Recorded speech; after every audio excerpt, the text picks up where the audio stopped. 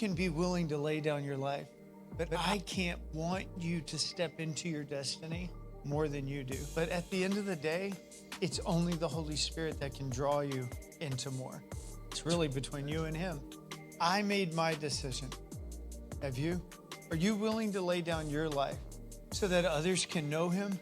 Are you willing to lay down your life and to pay the price of the warfare that goes along with trying to stop a man or a woman of God that is not asleep anymore?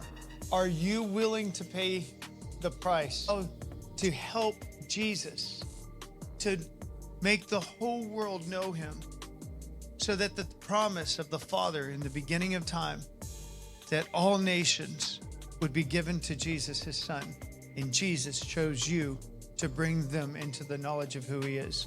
Are you willing to do your part today? Your life is that mission.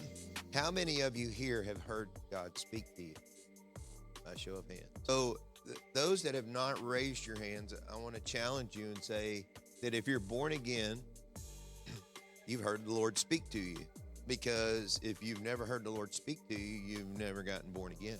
The problem is that our idea of how God speaks to us, we narrow that into one or two lanes, when how God speaks to us is multifaceted, because he's an expert at communications. He's an expert at it. He created our whole way of communicating with each other and with things. And so he's the creator of communication. So it would be natural to say that he's an expert at communicating.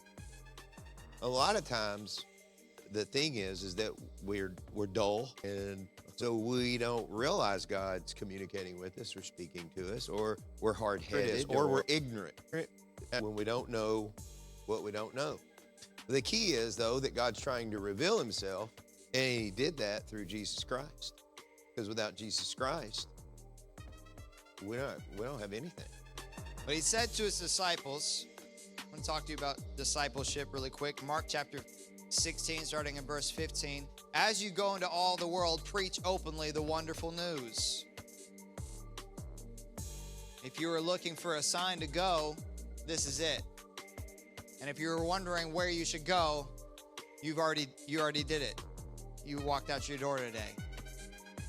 You don't have to serve in third world country doing mission work. Your life is a mission, and where you live, where you work is the mission field. Your calling is not healing ministry. That's my calling. I have a prophetic ministry. That's my calling. Your calling is first and foremost to Jesus, because he called you, just like in the Bible in Matthew 4:19. I don't even think I gave this to you, sorry. Matthew 4:19, he said to them, come follow me, and then I will make you fishers of men. I will send you out. So it's not that we're not going to go out. It's not that we're going to not go do things, but your calling is not to the thing you're doing. It's to the person you're following. So you have to make sure that you're not addicted or chasing the ministry, but chasing the person of Jesus.